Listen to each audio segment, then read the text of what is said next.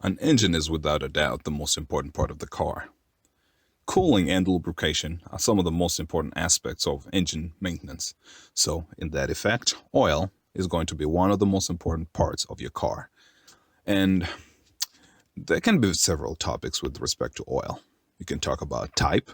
Should you use synthetic or conventional? What weight of oil should you use? What additives, if any, should you use? How long of an oil change interval, that's an OCI, should you run?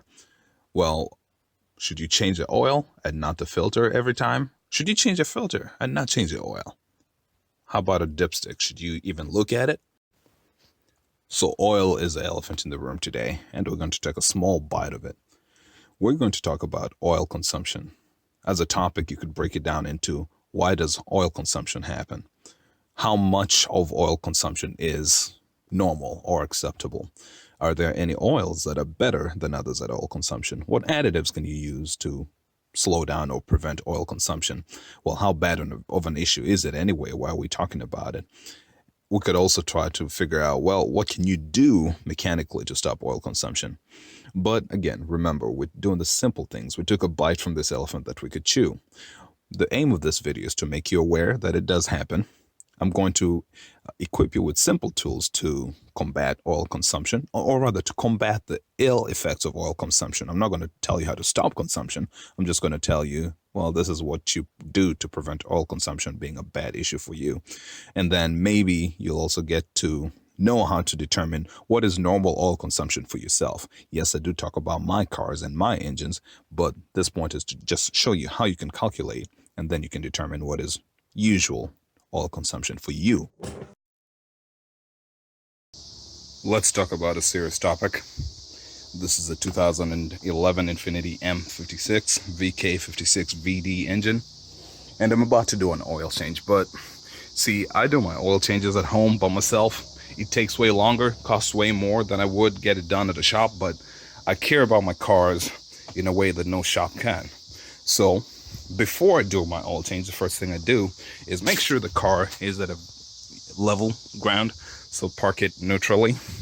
And then, before doing all that, this is my favorite part of the car, dipstick. Pull it up and to check the oil level as is. Right now it looks like it's about a quarter of a quart low, a quarter way between H and L. And I've talked about oil changes in a different video. This one is going to be mainly about oil consumption. So it is a quarter of a quart low. However, when I do my oil changes, I always ensure that I fill it all the way to max. I do whatever needs to be done to make sure that it is all the way full. So right now, the car's got 85,373 miles. Last time I did an oil change was 8806, which was that 4.5K miles ago. And what I did is, on the 7th of May, I had done my oil change. Then on the 9th, I came in and added a little bit of oil, and I can say it's now at the top hole, right? Because when you do your first oil change, it might take a while. I didn't really check, but at first I checked right before, just like I'm doing right now, right? I checked how the dipstick was, and it was a quarter of a quart low.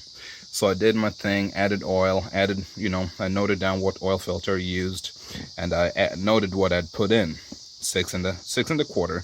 And I came back later and added another quarter. So at the end of the day, I added 6 1/2, which you shouldn't just assume that that's what the car's gonna take. Ideally, you should use a dipstick, right? The 6 3/4, 6 7/8, 6 5/8, whatever that the car tells you is just a guide. So I came in and I added, and last time I was able to calculate how much oil I had consumed. I have many notes. So basically, I did my calculations in ounces and all that, and I said I was using about a quart per every 2,500 miles. I'd use a quart of oil. That's a decent, change, decent calculation. Last time it had taken way longer, by the way. I think had it been 7,000 miles. Let me see. It had been a while. 5,000 miles. It just had taken such a long time because the last time I'd done an oil change was in 2017. Wow, Doesn't seem right, but oh well. That's what I noted down. So this time I'm trying to make sure, and what I do is I make sure get that long life oil, synthetic stuff that will be stable for a long time. So this time I haven't drained it yet, so I don't know how much I'm going to get out. I measure how much oil I have out. I say what kind of filter I took out. Then what I'm going to put in, I already know the filter I'll be putting in. And then I know the oil I'll be putting in. And then I also note down how much of that oil I put in. Then eventually I'll take note of how much oil, what's the capacity of oil I use to get to full on that dipstick. All right, but basically I have enough information to know how much oil I lost because I had it in full, right? So I know how much oil I've used so far, and it is at a quarter low. So I added, since it was full, I guess it's somewhat of a math lesson, so it was at the top hole. I'm not going to consider this quarter of a quart that I added. I came here, and at some point, not the TPMS, not this one here. What was I doing? Okay, I added half a quart at 84,163, and then here I added another half a quart. See, it's like 600 miles apart, but thing is, the car wasn't exactly level, so I couldn't really, and that's why I've been noting, where is it, nose down, nose up, because when you have the car at an angle, you don't really get a good reading of your dipstick. It changes quite a lot, and before draining, you'll see how that one changes. I might end up showing you that on video. Again, it's in one of my prior videos. But so when I make it level, I'll get to know that I added a whole quart of oil, half and half, and right now it's still it's actually a quarter, I should correct that, at the quarter. So I use 1.25, right, quarts of oil over this many miles since the last oil change. So right now it's not too bad. It's only 1 quart for every 3,653 miles. And this is what I've noted about these cars in general. The longer you've driven the car, the higher the rate of consumption. Let me explain it like this. So if you've had the car you haven't done an oil change in 10,000 miles, same oil. If you check it at the first 2,500 miles, you might consume a little bit. Your average is going to be maybe, I don't know, maybe even half a quart for the first 2,500 miles. But keep calculating it at 5,000 miles, keep calculating it at 75, keep calculating it at 10,000 miles. Your consumption is going to be way more, the average. So the older the oil is in your sump, the faster it seems to consume the oil. Anyway, the point of this video is to tell you that you should always you check your dipstick, and that's something I always campaign for, something I always preach. Check your dipstick, make sure that your car is not consuming oil. And then another thing, this is the dangerous thing that I always talk about, is that you buy either oil or a filter that tells you you've got extended performance, right? And so that's 20,000 miles or 1 year. Say you buy one of those that says 10,000 miles. Let's just work with 10,000. There you go. This filter here tells you 10,000 miles. By the way, I use my old toothbrushes in the garage. You guys do that? So 10,000 miles, just as an example, right? And then this one doesn't say it, but I think the Mobil 1 oil, which I don't have here right now, usually tells you 15,000. So let's just talk a little bit of math here. Based off my old consumption, which was here. Okay, old consumption was 2,500 miles, you consume a quart. So this sump is about 6.5 quarts, something like that. But so what happens is that if you do 2,500, and we're going to do this in math, just because I want to show you this, let's do this here for YouTube. So 2,500 miles, you consume 1 quart.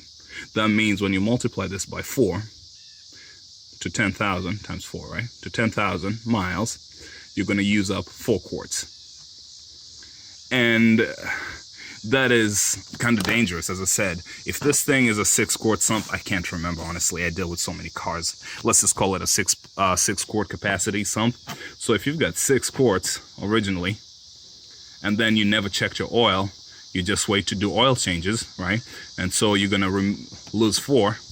All you have is 2 quarts left in the sump. And that is how people get into problems. Because what's going to happen is you don't have adequate lubrication for your car. Yes, the car can run with less than the ideal 6 or whatever it is, but you don't want to run it for a long time. And that's how people damage their engines. That happened a lot with the VK45DE engines, the M45s. Well, there it is. People never seem to be aware that these cars consume oil, and all cars consume oil, honestly. All modern cars that I've dealt with, they consume oil. This is not a video to talk about why and if it's any acceptable. All I'm telling you is that cars consume oil. Even I, with all the all the detailed maintenance that I do, my car consumes oil as well. You don't know the rate, so what I tell people is check your oil every week, before every trip, whatever it is, whatever you want to do, just check your oil, right? So as you can see here, this one does consume some amount of oil. And when you buy the long life oils and filters, still just make sure you actually have oil. Yeah, the oil will last long, but it's not going to do you much good if it's not there, if you've burned it up or whatever it is that happens to oil that goes missing from your sump. Okay, I hope this video is helpful. I hope it kind of helps you keep your engine running healthier for longer. As I said, for me, it's mainly a video on what can you do to keep your engine running for a long time and what's there to watch out for, right? As I said, I think my battery's about to die, so I'm not going to get to this part of it. But if you read your dipstick level with the car either tilted backwards or forwards, it's not going to be accurate. When it's tilted with the rear higher than the front, you're going to get way more oil than really is there, and vice versa when you read it the other way. Okay, that's it for now. I hope that helps you, shows you a little bit of my scratching. I actually have better handwriting than that, but it's all I have to work with right now. Okay, goodbye. Catch you guys on the other side.